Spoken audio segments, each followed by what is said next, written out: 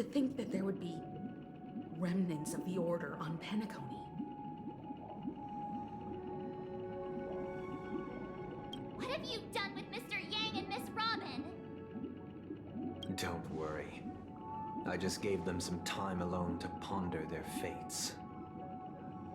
You should know that these actions make you an enemy of the Astral Express. Should we need to stand against the Nameless, it would only be myself and the Oak family involved.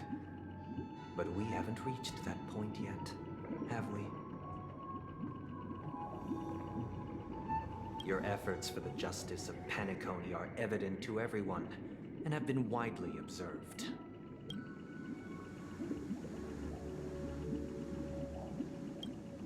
Smart kid. You're just as sharp as the other one. If it is the Order that drove you to imprison Welt and Robin, and you're using them to coerce our compliance, then there'll be no point in entertaining any type of discussion. You're mistaken, Miss Himiko. They are in very safe hands, and just as the family has always proclaimed, no one can be harmed in the dreamscape, least of all in the beautiful new world belonging to the Order. Penacony and the entire universe have witnessed far too much innocent bloodshed. The strong wield their blades against the weak, and the victors push the vanquished to the brink of life. Natural selection. The world abides by this principle, establishing the well-being of humanity atop the corpses of the downtrodden. Only we, or rather, I, possess the power to put an end to this farce. So you've decided to resurrect a dead Eon? No one's ever done such a thing. If Miss Himiko is interested, let's draw back the veil and speak candidly. I've always firmly believed that people can understand one another through peaceful means. I'm willing to divulge the unembellished truth as to the intentions of the Order's Pathstriders, so that you will make better judgment for the Astral Express, for Penacony, and for this stretch of the universe. Words can hardly do justice to the beauty of that ideal. So, come with me, everyone. Let us retrace our steps and see once again where this road leads. Huh? Where'd he go? Welcome. This isn't any location in Penacony's dreamscape. It's my inner world. The reason the scenery before you remains unchanged is because your consciousness has drawn on similar concepts to fill in the gaps.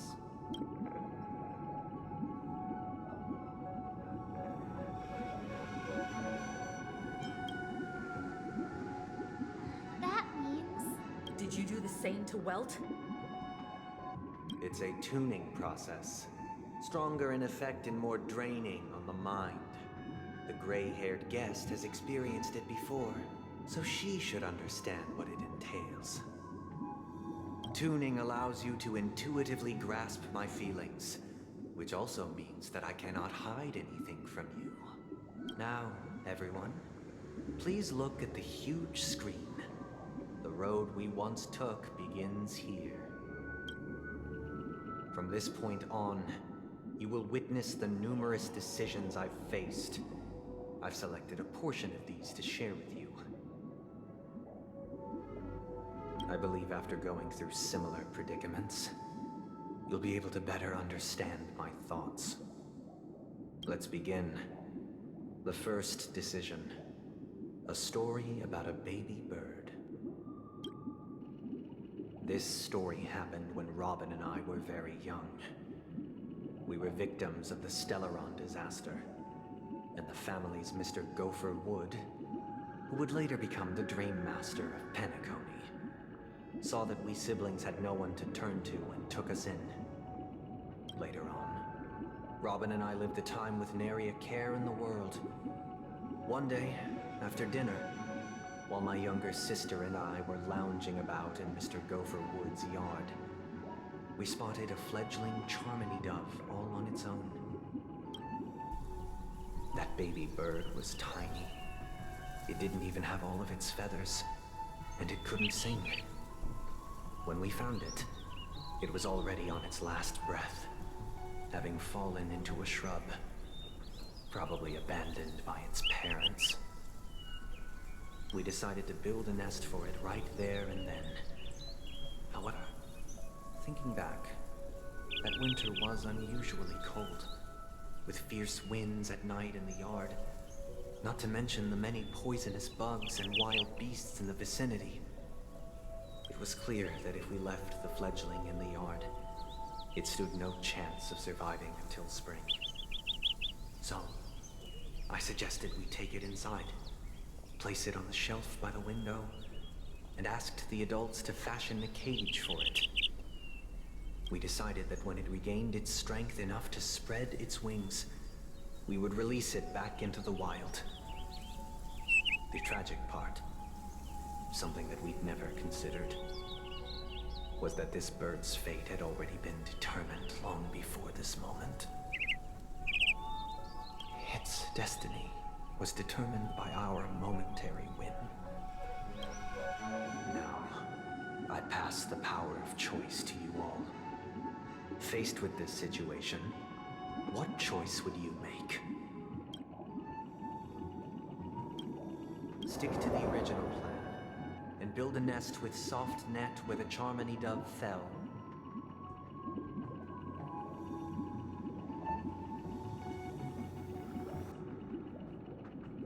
Or build a cage for it, and feed it, giving it the utmost care from within the warmth of a home. I eagerly await your answer.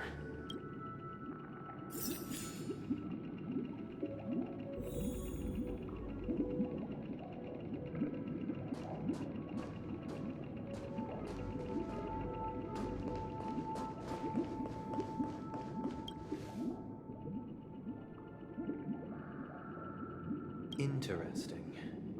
Since you've made up your mind, allow me to reveal what fate this choice will bring to the fledgling.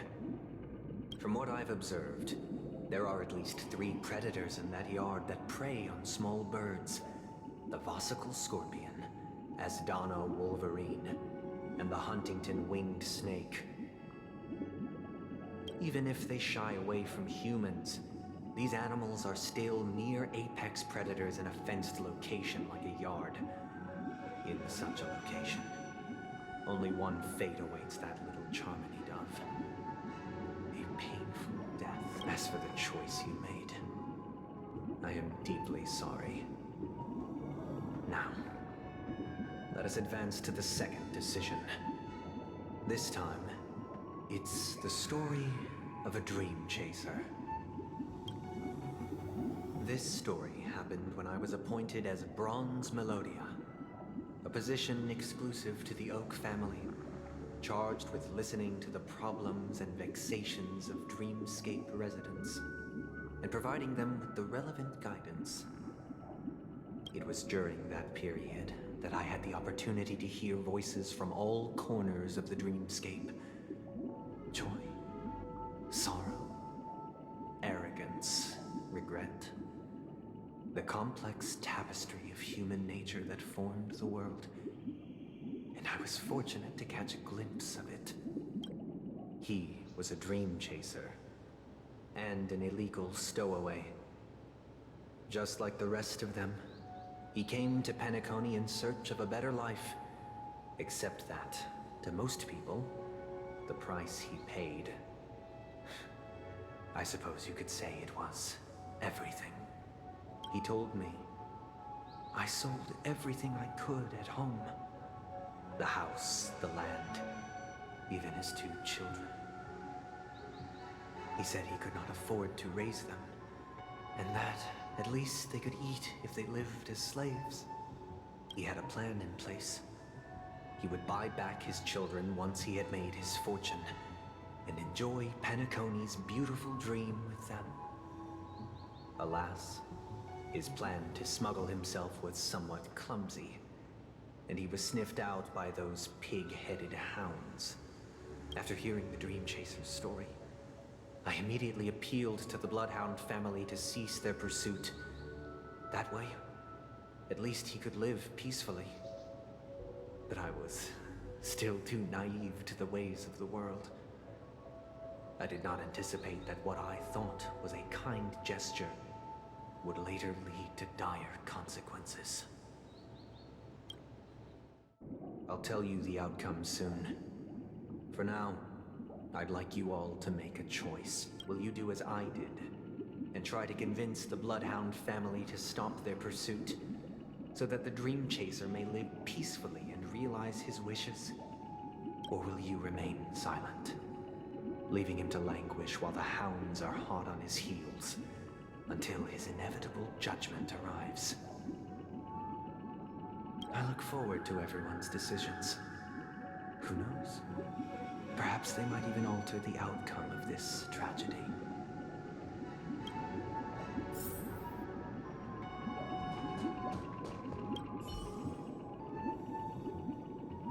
A Dream Chaser story. If I acted out of kindness, I would probably ask the Bloodhounds to stop their pursuit and lend him a hand.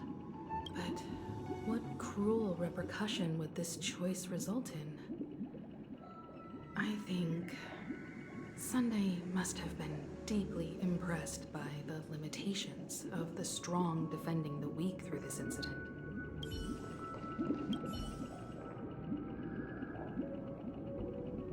This question... Surely it has some connection to the baby bird story. And this connection is precisely the breakthrough Sunday aims to use to persuade us. I'd probably choose to ask the Bloodhounds to cease their pursuit.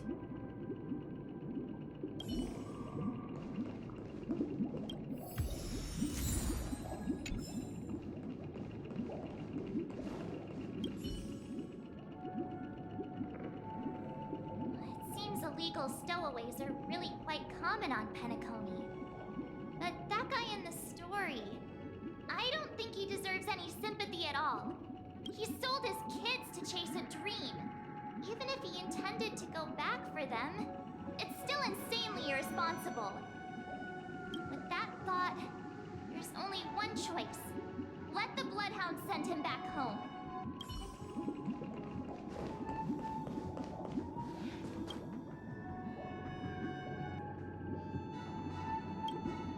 It seems you, like me, are pondering whether a different choice could have led to a better outcome. Sadly, his fate would only be more tragic. Say he never gets caught. He would only die from delirium. The methods with which illegal stowaways enter dreams are unorthodox, not flawless like the hotels. Living in the dreamscape would be a mere pipe dream. Should he be apprehended? Could the hounds afford to turn a blind eye? The answer is a definitive no. They couldn't bear the resulting consequences, and thus wouldn't dare extend a helping hand. As to your choice, I once again offer my heartfelt apologies. Next comes the third and final decision. And the story this time is my own. This story happened the day I was appointed the Oak family head. At that time, Mr. Gopherwood was the current Dream Master, and as per his wish, we had... What surprised me was that the Dream Master had only come to deliver a letter to me. He let me read its contents, and it was a letter from my sister.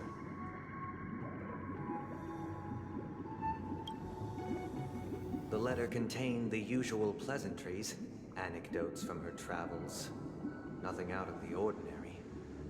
Just as I started wondering how this letter related to our discussion, the Dream Master began to speak. Do you know who wrote this letter? My sister, of course. But Why would you personally visit me to hand me a letter from my sister containing mere trivialities? To help you grasp the full scope of this issue. Do you know where Robin is at this moment? From what the letter indicates, she must be in Caspelina 8, correct? She's touring there right now. Correct.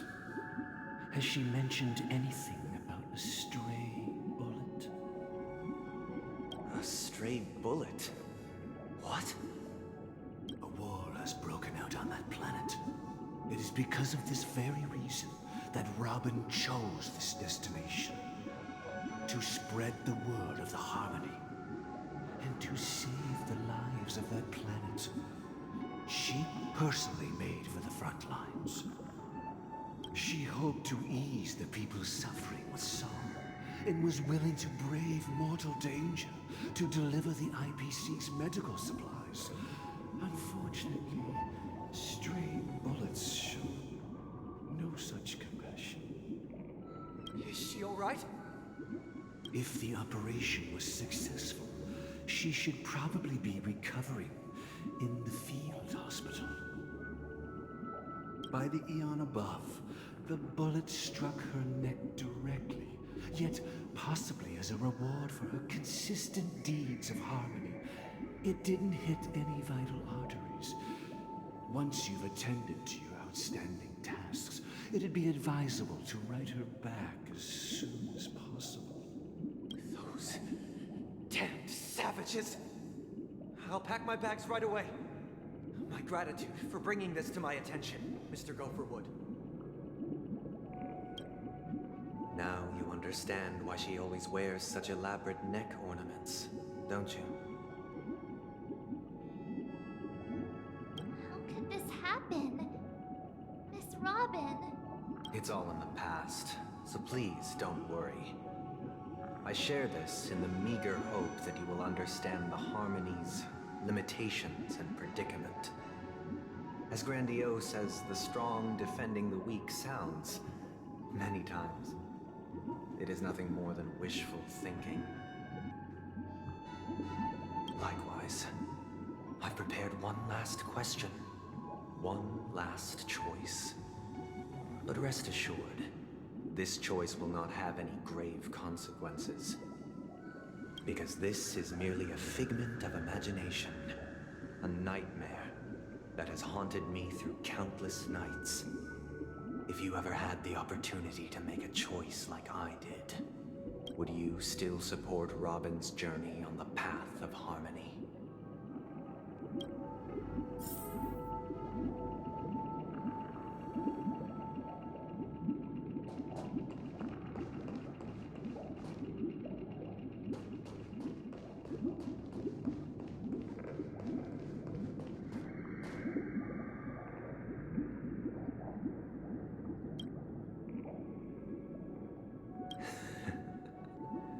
I see.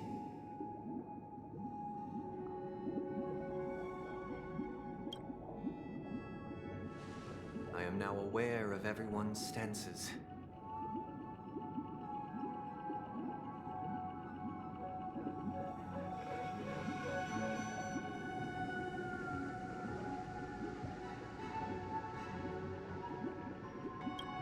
Raising these questions merely serves to illustrate one point. The plight of Penacony cannot be salvaged by the harmony. The true foundation for a sweet dream paradise can only be established through the order where the strong govern the weak.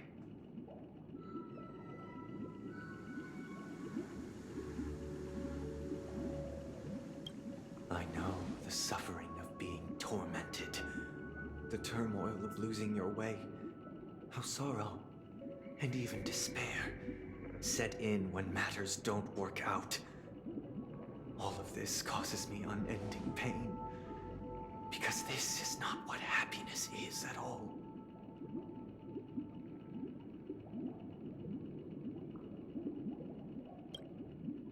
We must teach the weak how to live a happy life.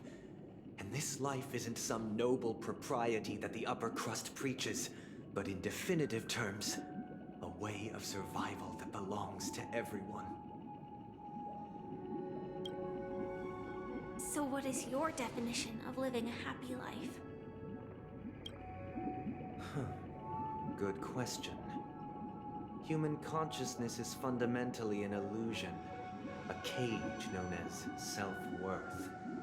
People lured in by this illusion make mistakes, yet still ask that external influences bear the burden.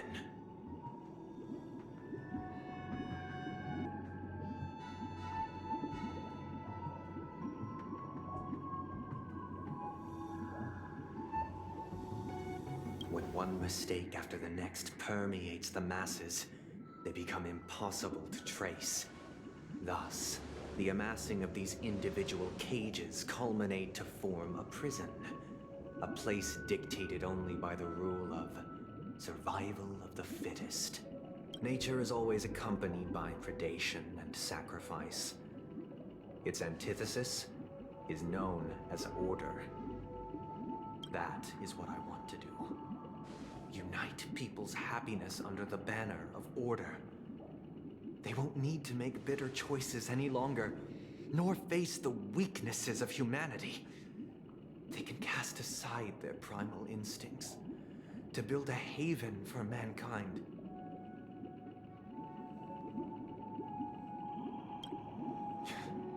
Simply describing thoughts is far too abstract, so allow me to provide a simple example.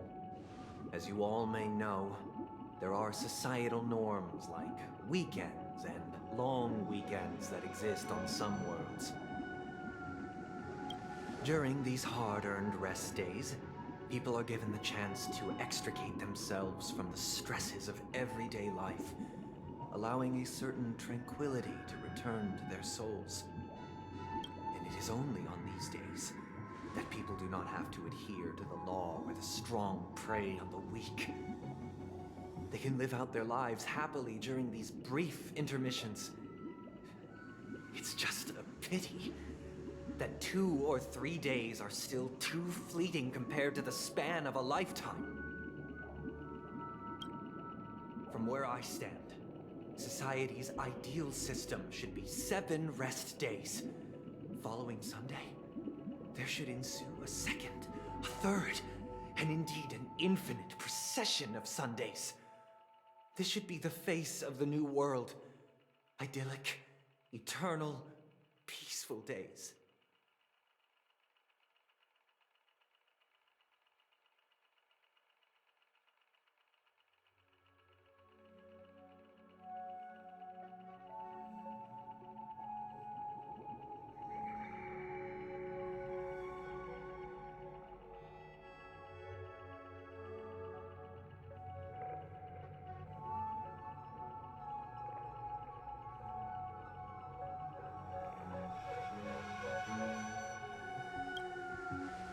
Thus, every person can return to their base selves in this utopia. Some gaze in reverence at the stars, pouring their whole beings into calculating the distance between us and the isolated world of Pagana. Meanwhile, some seek refuge in quiet corners, holding one another, unencumbered by the chains of unwelcome obligations. There would be no need to bear the hardships of reality. Only in this way can humanity face the inevitable end with the purest of spirit, living a life of dignity. This is what it is to live in bliss.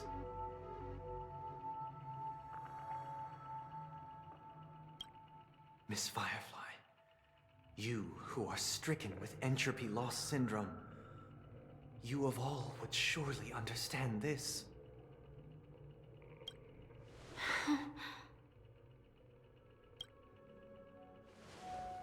It sounds like a flawless theory.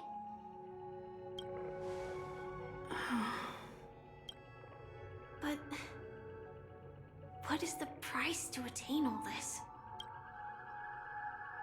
The cost is minute, merely a personal and eternal sacrifice. If this paradise is to be maintained for everyone, someone must remain trapped in solitary awakening until the end of the cosmos. Awakening. Which means that this so-called paradise is still a dream. Stepping into this paradise means forsaking reality, correct?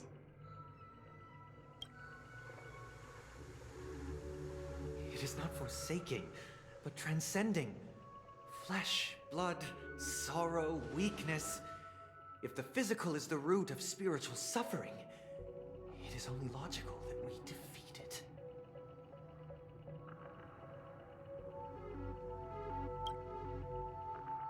But in this supposed bliss, people won't have defeated their demons.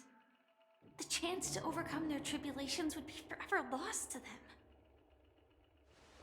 In other words, it is an escape.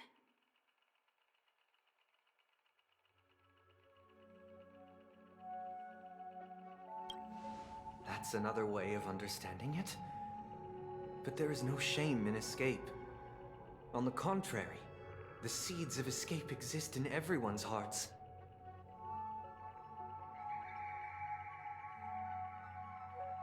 Don't you agree, Miss Firefly? And as to why we sleep, it is because we are afraid to awaken from our dreams.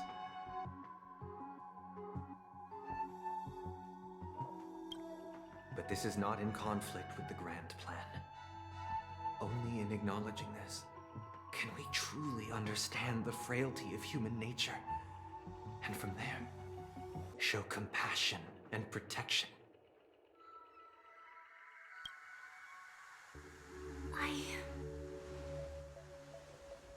I admit that you are a born leader.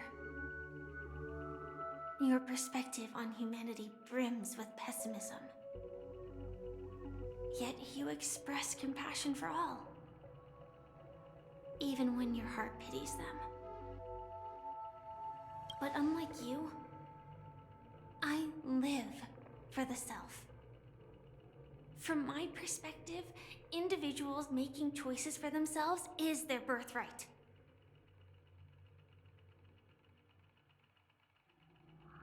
The want to escape may be innate in the weak. But whether they are weak or not, it is not up to another to decide. Perhaps in your mind, you also view me as weak?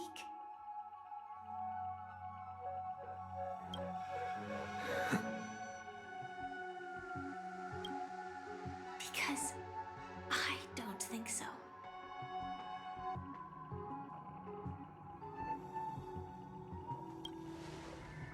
Since Miss Firefly has said her piece, the Astral Express will also naturally give you our answer.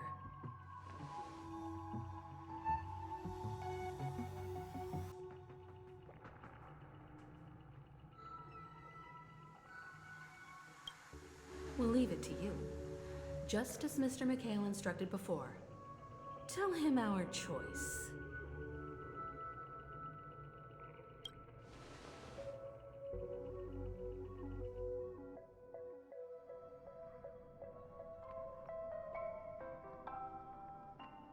What is this place? Does this place ring any bells, Misha?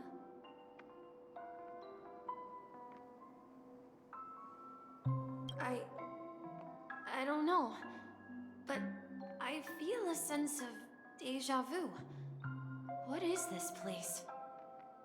It's the realm within a dream bubble. This was left to the Astral Express by a nameless, but weirdly, when we entered it, it was completely empty. Dr. Edward from the Dreamscape sales store told me that dreams are formed from memories, and a dream bubble can't take shape if its core is empty. So I thought you might be able to help us in unraveling this mystery, Misha. As a hotel doorman, you know Penacony best among us. I don't know much about dream bubbles, but if you want to figure out what this mansion is, I'll do my best. I'm counting on you then. Himiko, I still don't get it. Why were you so sure that Misha had a connection with this dream bubble? I wasn't sure. It was just a hunch. But since Misha feels familiar with this place, my hunch might be correct. Exactly. This is where you and Firefly encountered death, which we now know as dormancy. Considering its connection to Dreamflux Reef, it's not surprising it appeared here. The question now is, who brought you here? Based on the clues we have so far, it's unlikely to be that masked fool. So identifying them is crucial to us. We're drawing closer to the truth once more. Let's give Misha some time, as I believe he'll unveil the secret of this dream bubble. Alright, but there are doors all over the place. Which one should we choose? I guess... maybe this way? I'm not entirely sure, but... let's give it a try. Wait, you managed to choose the right... Weird. This place is quite different from the hotel. But I feel like I've been here before, and if I remember correctly, there should be a fireplace down that hallway. Clocky and I used to sit by the fire, listening to the crackling of firewood.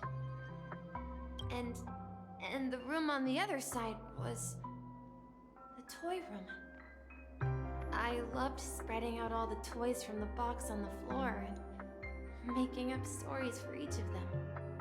Hold on. This doesn't make sense. Didn't I grow up in Dreamflux Reef? So, what is this place? This could be a case of amnesia.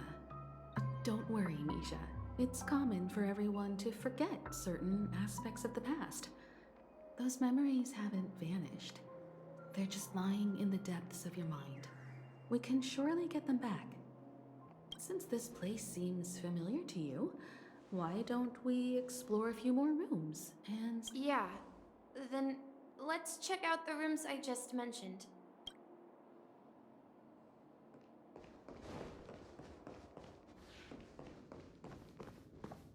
Mikhail, that's the name. Now we all know him as the Watchmaker. So, who is he talking to? Do you know anything about it, Misha? I'm sorry, I don't know much about the Watchmaker. But, Mikhail... Anything special about that name? Mikhail is Grandpa's name. Grandpa? Do you mean you're the Watchmaker's grandson? But we haven't heard anything about the Watchmaker having descendants. And the name Mikhail is not rare. Perhaps it's merely a coincidence. Could you tell us more about your grandpa, Mikhail? Yeah, sure. He was a seafarer who fearlessly ventured into mysterious seas and storms. He was always on the sea and had lots of friends who accompanied him on his travels. He didn't want me to call him Grandpa because that would make him sound old. He believed he was still young. The name Mikhail was given to him by his parents, Mihaly and Elise, both renowned seafarers. Every time he came back, he'd share his logbook with me and tell me about his adventures at sea. I want to become a great adventurer, just like him. It appears that the Seafarer has nothing to do with the Watchmaker. So, perhaps it's just a coincidence? So, where is your grandpa now? He went off on a new journey, and it's been quite a while since I last saw him. So, where has Clocky gone? Did he leave to protect Dreamville?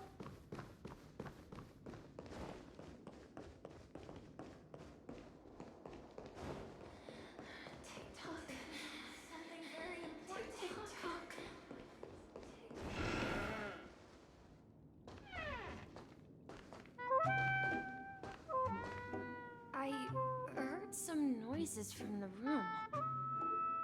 Origami bird? That's a friend of mine. You and Origami Bird are friends? Yeah. It's a member of the Compass crew, just like Clocky and Miss Mirror. And there's more than just one Origami Bird. They are a big family with lots of brothers and sisters who look the same. They follow Miss Mirror's orders and handle all sorts of jobs on the ship. They're the best sailors. Sailors? Can origami birds be sailors? Could you tell us more about the compass, Misha? The Compass is a ship bound for the New World. Clocky and his partners travel through layers of fog to the depths of the sea. Whenever there is danger, Clocky will use a compass and guide the ship in the right direction. That's a great story. But in the Penacony cartoon, Clocky and his partners have always lived in Dreamville and never ventured out, right? Huh? Oh, that does seem to be the case. Weird. I clearly remember Clocky arrived in the New World in the end. Perhaps Clocky has a hidden past. I think I hear the sound of water. You once mentioned there's a magnificent fountain up ahead.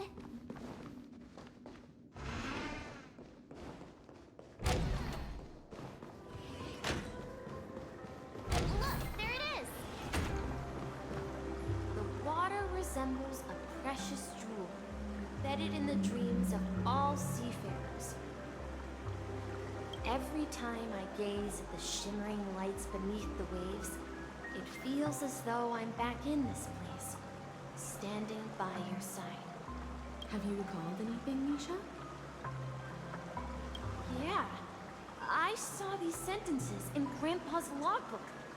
He used to say, despite the perils of the sea, whenever he stood on the deck in the afternoon, overlooking the sparkling waves, he would think of this fountain in front of his house. He often said that those moments felt like returning to his family's side, and the difficulties at sea didn't seem quite as challenging. You know, I quite understand such sentiments.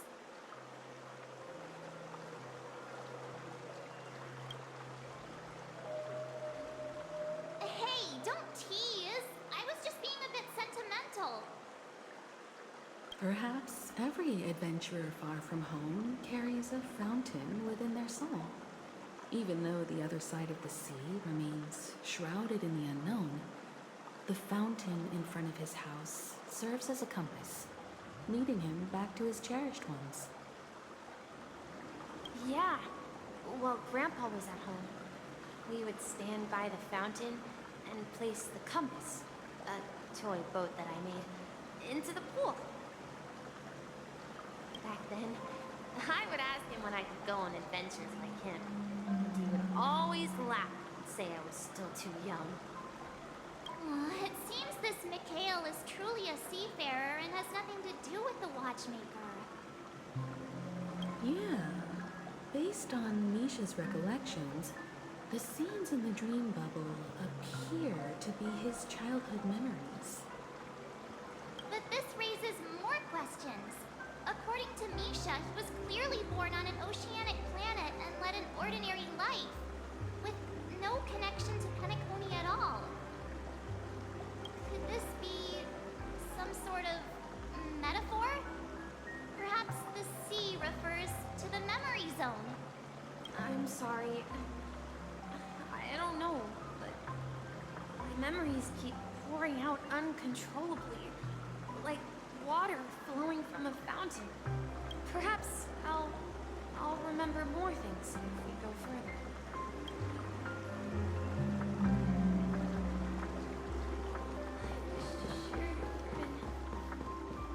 We're going to the opposite side, right? No, we should turn. Huh? Something feels different about this place. This is it. remember this corridor.